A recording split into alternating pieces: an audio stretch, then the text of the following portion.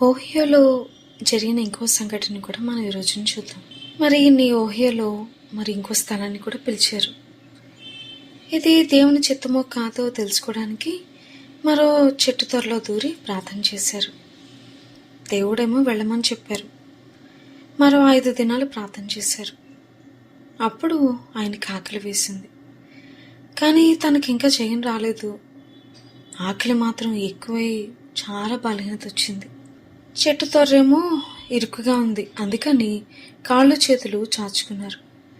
తన చేతికి ఏవో కొన్ని పండ్లు మెత్తగా తగిలాయి. అవి ఏం పండ్లా అని చూస్తే ఎకార్నులు. ఇవి ఇక్కడికి ఎలా వచ్చాయి అని అనుకున్నారు. బాగా పండిన పండ్లవి. ఇంతకుముందు కూడా చేతులు చాచారు కానీ ఇవి లేవు. అగ్గిపుల్లు అంటించి సమయం చూస్తే సాయంకాలం 6 గంటలైంది. చేతికి అందిన 6 పళ్ళు తిన్నారు. ఎప్పుడూ లేని రుచి వాటికున్నాయి. తను కొంచెం సేద తీరి కొత్త బలం పొందుకున్నారు. ఆ రాత్రంతా ప్రార్థన కొనసాగించారు. పొద్దున్న చూస్తే మరలా 6 పండ్లు అక్కడున్నాయి. ఇలా 3 పూట్లకు 6 ఎకార్నుల చొప్పున తనకు అందించబడ్డాయి. చివరికి ప్రభు తనకి జవాబిచ్చారు. ఆ చెట్టు తొర నుండి బయటికి పాకారు. అసలు ఈ పండ్లు తెచ్చిపెట్టింది ఎవరా అని ఆయనకు పెద్ద ప్రశ్నగా ఉంది. మళ్ళా ఆ చెట్టు త్వరలోనికి వెళ్లారు. భోజనపు వేళకు తన కోసం 6 పెద్ద ఉడతలు ఒక్కొక్కటి ఒక్కొక్క పండు తెచ్చి మొదలో ఒక్కొక్క అన్నం ద్వారా లోపలికి వేయడం గమనించారు. ఎంత ఆశ్చర్యమో! ప్రభా, అప్పుడు కాకుల ద్వారా ఆహారం పెట్టి ఏలియా ప్రవక్తను పోషించవు. ఈరోజు ఉడతల ద్వారా నాకు ఆహారం పంపించి నీ ప్రేమను చూపించవని ఆయన ప్రేమకి కన్నీటితో స్తుతించారు. ఇంత కృప పొందటానికి నేను ఏ పాటివాడును అనే తలంపు తన మనస్సును కరిగించింది. ఇలాంటి దీన హృదయం నాకు ఎల్లప్పుడూ ఉంటే బాగుండును అని అనుకున్నారు ఆయన. తను అక్కడే మరి 4 గంటలు దేవుని సన్నిధిలో గడపక 13 మంది స్త్రీ పురుషులు ఆ బడిపాక అరుగు మీద దేవునికి మొరపెట్టడం దర్శనంలో చూశారు. ఇదే ప్రభు ఇచ్చిన జవాబని లేచి గ్రామంలోనికి వెళ్లారు. ఈయన తిరిగి గ్రామానికి వచ్చిన వార్త ఊరంతా పాకింది. బడిపాకను మూసేసి తన ఇంటి నుండి బయటికి నెట్టేసిన ఆ గ్రామ పెద్ద తనను వెతుక్కుంటూ వచ్చారు. ఆయన తలదూకోకుండా పిచ్చివాన్లా కనిపించారు. అతను, అయ్యా, మిమ్మల్ని పంపించేసిన ఆ రోజు నుండి ఈ 10 దినాలు నేను నరకవేదన అనుభవించాను. మీరు తిరిగి వచ్చారు. నాకెంతో సంతోషము. నా కొరకు ప్రార్థించండి. సరే, మంచిది, మోకరించండి అని చెప్పి ఆయన ప్రార్థన చేస్తుండగా మరి ఆ పెద్ద తను తగ్గించుకుని దేవుని దగ్గర క్షమాపణ పొందడానికి ప్రార్థనలో దేవుని బతిమాలుకుంటున్నారు. 2 గంటలు ఆ పెద్ద ప్రార్థనలు పోరాడారు. ఆయన రక్షణ పొందారు. తన ఇంటిలోనికి ఈయనని పిలిచి బడిపాకని తెరిచారు. అక్కడ కూటాల్లో అనేకులు రక్షణ పొందారు. తనకి ఆకలి వేసినా సరే తనకి జవాబిచ్చే వరకు కూడా కనిపెట్టడానికి దేవుడు కృపనిచ్చారని దేవుని ఎంతో స్తుతించారు. మనము త్వరగా ప్రార్థన ఆపేస్తాం. కొంచెం సేపు చేసి చాలే ప్రార్థన అనుకుంటాం. పట్టుదల వదిలేస్తాం. అందుకే దేవుని గొప్ప కార్యాలను మనం చూడలేము. సాతాను తన్ను ఇంటి నుండి తరిమి బడి తలుపులు మూసేసేలా చేశాడని మరి తను నిరుత్సాహపడి వాడి తంత్రానికి లొంగి ఉంటే ఎన్ని ఆత్మలు నష్టపోదునో కదా. దేవుని సేవను ఆపడానికి సాతాను ఎన్నో ప్రయత్నాలు చేస్తూనే ఉంటాడు. ఆదివారం ప్రార్థన అంటేనే చాలు అందరికీ పోట్లు, నొప్పులు, జ్వరాలు తెచ్చిపడతాయి. వాటికి లొంగేవాళ్ళు ఇంట్లోనే ఆగిపోయి ప్రార్థన పోగొట్టుకుంటారు. కానీ మనము దేవుని వాగ్దానాలను నమ్మి సాతాను పెట్టే ప్రతి ఆటంకాన్ని కూడా ఎదిరించాలి. దీని తర్వాత మరలా ఓహియోలో ఇంకొక ఊర్లో పెద్ద సభలకే ఈయన ఆహ్వానించారు. ఈయన ఆ ప్రార్థనకి వెళ్లారు. అక్కడ ఉన్నటువంటి ఒక వ్యక్తి దగ్గరికి వచ్చి, పెవింటన్ గారు, మీకు ఇవ్వాల్సిన డబ్బు మొదట ఇమ్మంటారా, కూటాలు అయ్యాక ఇమ్మంటారా, లేక చిన్న చిన్న మొత్తాలుగా కూటాల మధ్యలో ఇమ్మంటారా? డబ్బు విషయంలో ఎందుకింత పట్టింపుగా మాట్లాడుతున్నారో అని అనుకున్నారు. అనేకసార్లు కూటంలో అయిన తర్వాత వట్టి చేతులతో నడిచి వెళ్ళిపోయేవారు ఈయన. అందుకే వీళ్ళు ఇలా అడిగేసరికి, మీకు ఇలా డబ్బు ఇవ్వడం అలవాటా అని అడిగారు. అవునండి, ఒక బోధకుడు ఎంతమంది పాటలు పాడే వాళ్ళని తెస్తారు, దానిని బట్టి అంత డబ్బు ఇస్తామండి. మీరు ఒకళ్ళే వచ్చారు కదా, పాటలు కూడా మీరే పాడతారు కాబట్టి అంతా మీ చేతుల్లోనే పెడతాం. అది $80. ఇంత డబ్బు మీకెక్కడిది? ఆ విషయం మీకు ఎందుకండి, బోధించడం మాత్రమే మీ పని. తనకు సంవత్సరం అంతటికీ కలిపి కూడా అంత డబ్బు అందదు. అందుకే ఒకేసారి $80 ఇస్తామంటే మీకు ఆ డబ్బు ఎలా వచ్చిందో చెప్పి తీరాలి అని అన్నారు. అందుకు వారు, మేము ప్రార్థనలకి వచ్చే వారికి ప్రవేశపు టికెట్లు అమ్ముతామండి. మీటింగ్ చుట్టూ దుకాణాలు పెడతాం. దాంతో మాకు సరిపోయే డబ్బు వస్తుంది. ఆ దుకాణాలు ఏమేమి అమ్ముతారండి? పళ్ళు, ఇంకేమైనా తినేటివి, చుట్టలు, ఇంకా అలాంటివి ఏవైనా. ప్రతి సంవత్సరం ఇదే పద్ధతా మీకు? అవును, దాంట్లో తప్పేముందండి? లేదు, నన్ను ఇక్కడికి పిలవడమే తప్పు. మీకంటే పెద్ద పెద్ద బోధకులు వచ్చి వెళ్లారు గాని వారు దేనికి ఎదురు చెప్పలేదు. ఇప్పుడు ఈ కోటాలుంటాయని అన్ని చోట్ల ప్రకటన చేశాం. వెనక్కి వెళ్ళడానికి వీల్లేదు. నేను ఇక్కడ బోధించలేను. ఆయన పట్టింపులే ఇంత విపరీతముగా ఉంటే మరి ఆయన బోధ ఇంకెంత విడ్డూరంగా ఉంటుందో అని ఆయన తిట్టుకున్నారు. ఇక కమిటీ వారు తమకు బాగా పరిచయమైన ఒక బోధకుని పిలిపించుకున్నారు. ఆయనేమో తాగుబోతు. ఆయనతో వారు తమ కూటాలను సరిపుచ్చుకున్నారు. ఈయన్నైతే, ఈ రోజు హోటల్ ఖర్చు మీరే కట్టుకొని కాలినడకన మీ దారి మీరు వెళ్ళిపోండి. ఈయన అలాగే 36 మైళ్ళు నడుచుకుంటూ తన సామాన్లతో బయలుదేరారు. 1.5 మైళ్ళు నడిచిన తర్వాత రోడ్డు పక్కన ఒక చెట్టు కింద తన పెట్టెలు దించి ప్రార్థించడానికి మోకరించారు. మంచి స్తుతి ప్రార్థన దేవుడు ఆయనకిచ్చారు.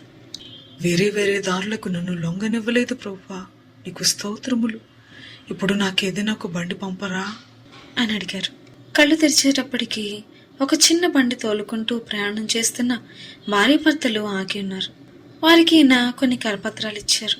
వారు, ఇక్కడ కూటాలు పెట్టడానికి వచ్చిన బేంటన్ గారేనా మీరు? అని అడిగారు. అవును, నేనేనండి. నేను ఇక్కడ ఒక చిన్న స్తుతి కూటం పెట్టుకున్నాను అన్నారు.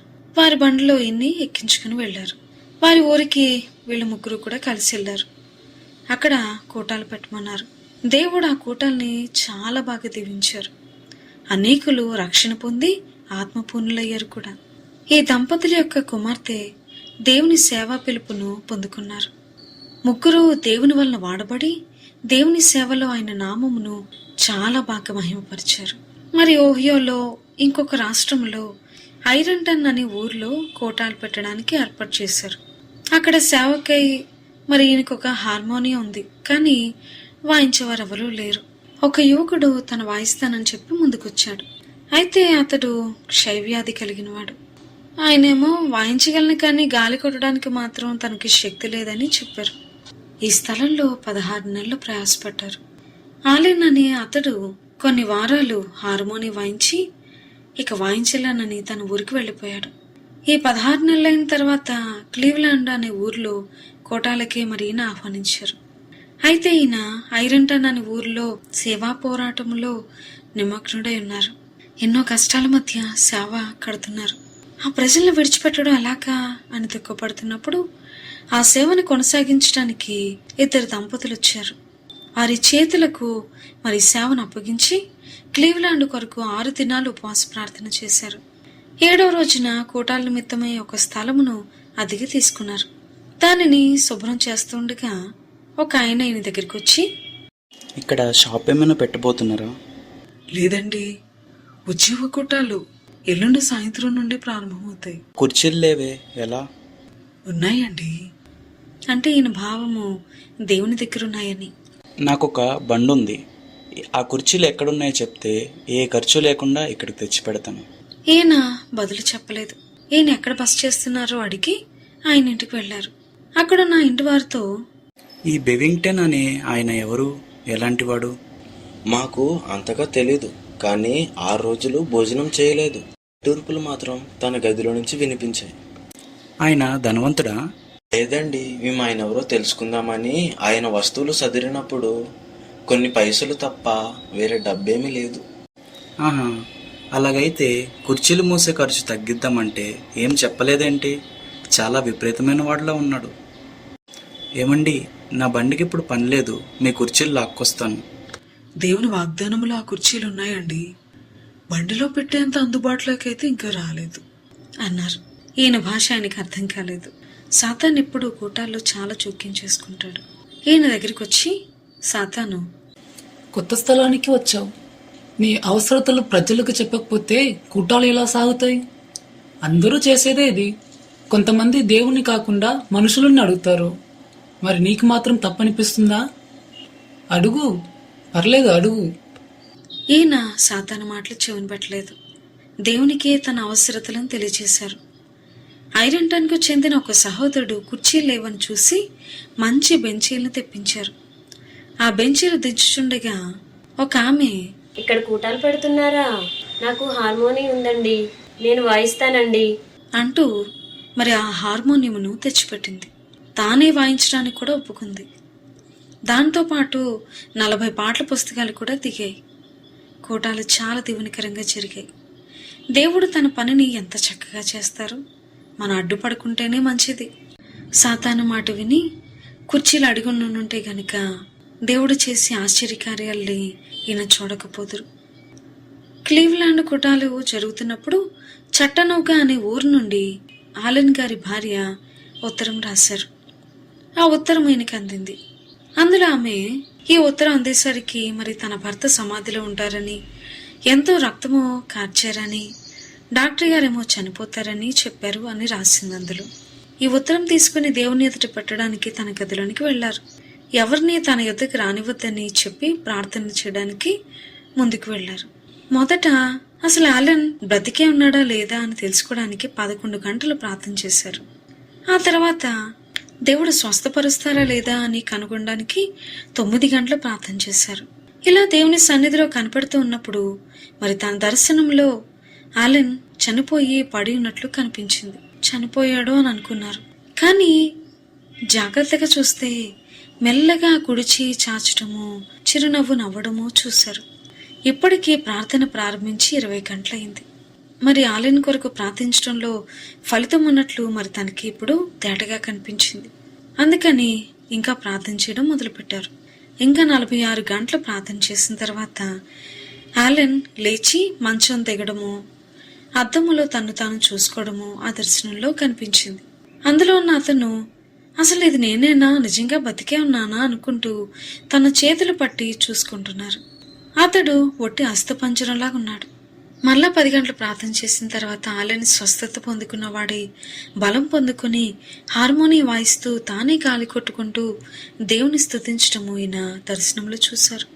ఇక దేవునికి స్తోత్రములు చెప్పి తన గది నుండి బయటికి వచ్చి ఆహారం తీసుకున్నారు. మరి ఆలన్కి ఒక ఉత్తరం రాశారు. దేవుడు నిన్ను స్వస్థపరుస్తున్నారు, ఇక నీకు శీఘ్రంగా స్వస్థత కలుగుతుంది అని.